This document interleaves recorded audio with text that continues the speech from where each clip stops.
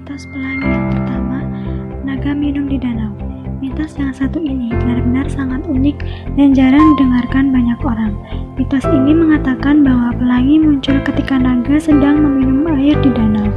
Naga ini digambarkan dengan memiliki warna tubuh warna-warni karena naga tersebut panjang, dan ketika naga itu minum, posisi tubuh naga tersebut melengkung yang akhirnya membentuk sebuah pelangi yang indah dan menakjubkan. Yang kedua, adanya gentong emas. Ada mitos unik yang perlu kalian ketahui. Cerita ini berawal dari orang-orang Viking di Irlandia. Orang-orang Viking tersebut mempunyai kebiasaan yang buruk, yaitu menjara apa saja yang ia mau, lalu membuburkan hasil menjara, yaitu harta tadi disebut kebiasaan. Namun ketika orang-orang Viking pergi dari Emerald Isle, mereka secara tidak sengaja meninggalkan beberapa barang rampasan mereka yang kemudian ditemukan oleh Leprechaun, yaitu peri jantan menurut mitologi Irlandia. Sekarang Leprechaun tahu bahwa harta yang didapat orang-orang Viking merupakan hasil dari perbuatan yang tidak baik, yaitu mencuri. Perilaku buruk yang dilakukan Viking membuat Leprechaun tidak mempercayai siapapun. Untuk memastikan tidak ada manusia yang bisa mengambil apa yang mereka anggap sebagai emas, yaitu harta mereka, maka dari itu Leprechaun menguburkan harta tersebut dengan menggunakan pot atau gentong. Leprechaun menguburkan harta tersebut lebih dalam di bawah tanah yang sangat sulit diambil manusia. Menurut mitos, 4 pot emas tersebut biasa dideteksi dengan mengetahui ujung pelangi tersebut. Namun, orang-orang yang percaya dengan mitos ini tidak bisa menemukan pot emas karena mereka tidak bisa menemukan ujung pelangi tersebut.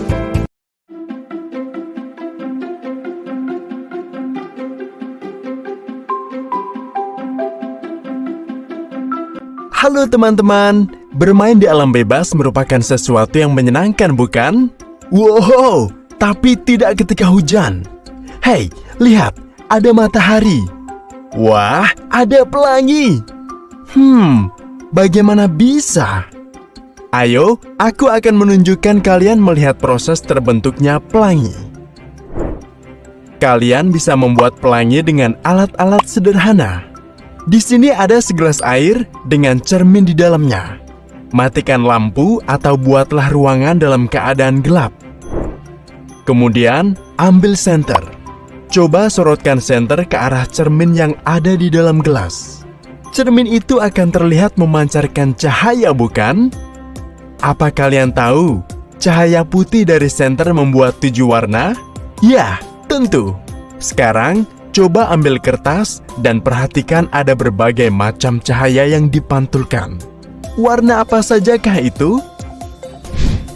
Merah, jingga, kuning, hijau, biru, nila, ungu, atau biasa kita sebut dengan Magicubibiniu. Sekarang, aku akan jelaskan bagaimana pelangi bisa terbentuk. Tetesan hujan bagaikan cermin di dalam gelas yang berisi air, sinar matahari yang memantul ke arahnya akan berubah menjadi warna-warna yang berbeda. Nah, di saat itulah kalian bisa melihat pelangi. Ingat, pelangi hanya bisa dilihat ketika hujan dan matahari ada di waktu bersamaan. Ketika cahaya matahari menembus air, cahaya itu dibelokkan sehingga menghasilkan pantulan warna yang berbeda. Tahukah kalian, sebenarnya pelangi itu berbentuk lingkaran. Tetapi karena kita melihatnya dari bawah, jadi kita hanya melihatnya dalam bentuk setengah lingkaran saja. Fakta ilmiah tentang pelangi. Pelangi merupakan satu-satunya gelombang elektromagnetik yang dapat dilihat mata. Pelangi adalah gejala optik dan meteorologi yang terjadi secara ilmiah dalam atmosfer bumi serta melibatkan cahaya matahari, pengamat, dan tetesan air hujan. Jika ada cahaya matahari yang bersinar setelah hujan berhenti, maka cahaya tersebut akan menembus tetesan air hujan di udara. Udara dan tetesan air hujan memiliki kerapatan yang berbeda, sehingga ketika cahaya matahari merambat dari udara ke tetesan air hujan, akan mengalami pembelokan arah rambat cahaya atau pembiasan cahaya. Cahaya matahari merupakan sinar polikromatik.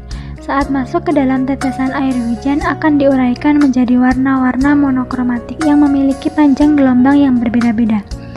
Cahaya matahari inilah yang telah terurai menjadi warna monokromatik. Sebagian akan mengalami pemantulan saat mengenai dinding tetesan air hujan, dan sebagian lainnya akan menembus keluar tetesan air hujan.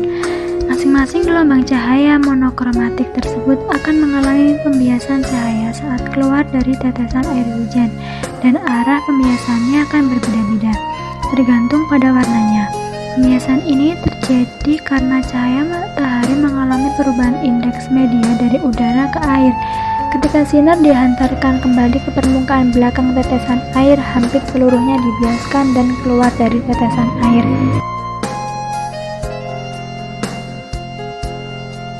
Warna-warna monokromatik yang keluar dari tetesan air hujan mempunyai panjang gelombang yang berada dalam rentang 400-700 nanometer. Pada rentang 400-700 nanometer, gelombang cahaya yang dapat dilihat oleh mata manusia ialah gelombang yang mempunyai gradasi warna merah sampai ungu. Gradasi warna tersebut diasumsikan sebagai warna Meiji Binino, yaitu merah, jingga, kuning, hijau, biru, nilai, dan ungu. Susunan gradasi warna tersebut kita namakan sebagai pelangi. Ketika kita melihat warna-warna ini pada pelangi, kita akan melihatnya tersusun dengan merah di paling atas dan warna ungu di paling bawah.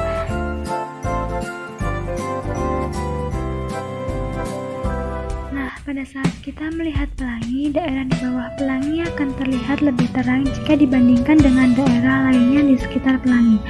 Daerah yang terlihat lebih terang tersebut dinamakan daerah terang pelangi. Ada dua hal yang menyebabkan daerah terang pelangi terlihat lebih terang dibandingkan daerah lainnya, yaitu yang pertama, cahaya matahari.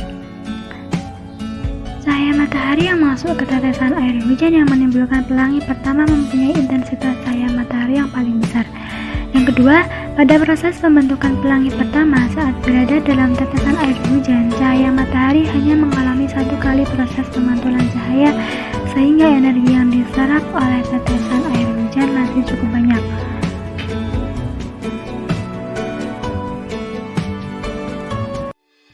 Kita melihatnya dengan mata telanjang saat fenomena tersebut terjadi, maka bentuk pelangi adalah setengah lingkaran atau melengkung. Namun sebenarnya bentuk pelangi adalah lingkaran penuh. Hal tersebut disebabkan karena pelangi terpotong oleh horizon bumi atau objek lain yang menghalangi cahaya, misalkan gunung dan bukit. Pelangi terjadi akibat pembiasan cahaya pada sudut 40-42 derajat. Karena sudut pembiasan tetap, maka letak terjadinya warna pelangi selalu tetap dari pusat cahaya, sehingga jari-jarinya juga tetap. Kalau jari-jarinya tetap konstan dari satu pusat atau titik, kita akan mendapatkan lingkaran. Kalau lingkarannya kita potong, kita selalu dapat bagian lingkaran yang melengkung.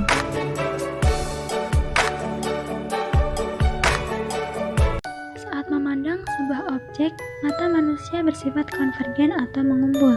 Pandangan mata kita saat melihat sebuah objek dapat diilustrasikan sebagai sebuah kerucut yang memiliki titik puncak pada mata kita.